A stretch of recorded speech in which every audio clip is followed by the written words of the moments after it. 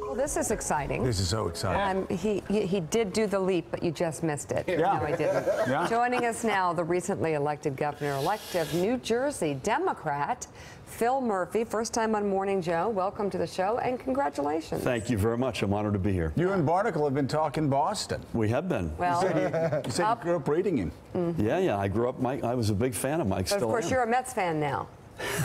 Exactly. I officially have no comment on that. Exactly. We'll go to a couple games and it'll all be okay. So there was a fascinating, and I think very telling Wall Street Journal editorial a few days ago talking about the flight of capital from states that have had their taxes jacked up over the past 20 years. Yeah. Illinois, Connecticut, a story I know very well. Yep. We're just bleeding capital every day.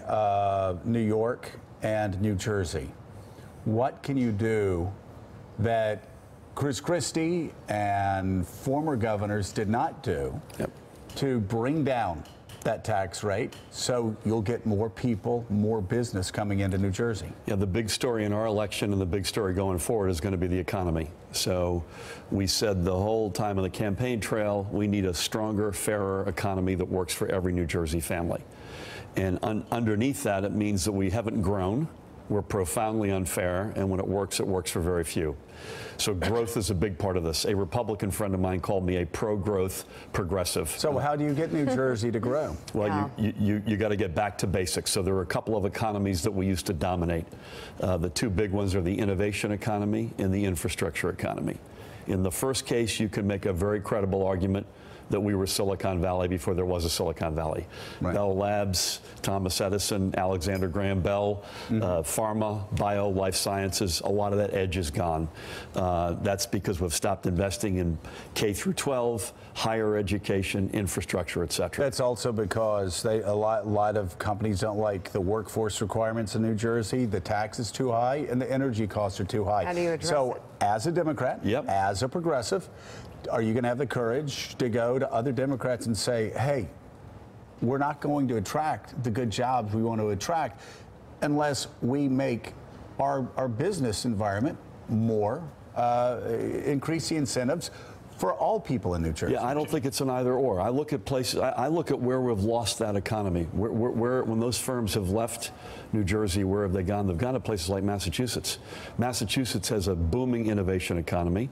They're cleaning our clock, and they're as expensive, if not more expensive, to live and do business in New Jersey. They used to be. I don't think they are anymore. Boy, I'll tell you, I think Massachusetts, based on a lot of the metrics, it's as expensive to do business and live as anywhere in the country.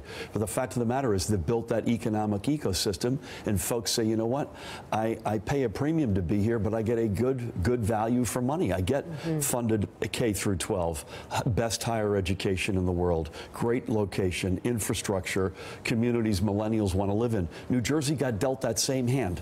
And we've underplayed that hand dramatically. Is there any way, and again, I'm not just singularly focused on tax cuts. I'm against the tax cuts that the Republicans have in Washington, D.C. So just to let you know, I'm not playing supply side, Republican here. But I'll just ask one more time. Do you think taxes need to be cut in New Jersey so people that are making a decision, do I live in New Jersey, New York, or Connecticut, start going, wait a second, Jersey's the easy choice? Yeah, and you make a fair point. This Arthur Laffer mythology coming out of Washington is wholly unacceptable, and we have to push back on that. In New Jersey, the reality is the middle class has borne an extraordinary burden.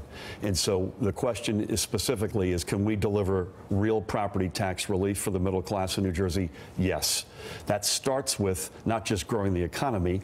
We've underfunded public education in New Jersey in the Christie years by over $9 billion. Anybody who's watching pull out your property tax bill in New Jersey, on average, 53% of your bill is public education. That's where we can deliver real relief in addition to growing the economy. So, if you're sitting out there in New Jersey today, the most important thing to you, other than your job, maybe, or certainly more important than your job, are your children. So what can you do differently than is being done today for K through 12 kids? Yeah, so number one, by the way, New Jersey leads the nation per capita in exporting high school seniors. and leads the nation, if that weren't enough, in exporting college seniors. So I'd like to keep a few more of them home. The big move on the chessboard, Mike, is to fully fund public education. New Jersey had a landmark school funding formula viewed as a national sort of model, blessed by our state Supreme Court, I think in the year 2008. The magic to the formula was it was a bottoms up. It asked the questions about the demographics of the kids in your districts. You know, what's your language spoken at home? What's your household look like? Are you on free or reduced lunch as a measure of poverty? Do you have special education needs, et cetera? It built that up to a formula that all sides said, you know what, that can work. It's been underfunded over the past almost 8 years by over $9 billion. That's the biggest move we can make. Well, we'll be watching, and great to have you joining the conversation. Thank you very much for being on. Come back. I would like to leap back at some point. Leap back. We expect it. All right. We'll talk about the Red Sox. Thank you. Or Still ahead. the Phillies, if that helps. Chaos. Thanks for checking out MSNBC on YouTube, and make sure you subscribe to stay up to date on the day's biggest stories. And you can click on any of the videos around us to watch more from Morning Joe and MSNBC. Thanks so much for watching.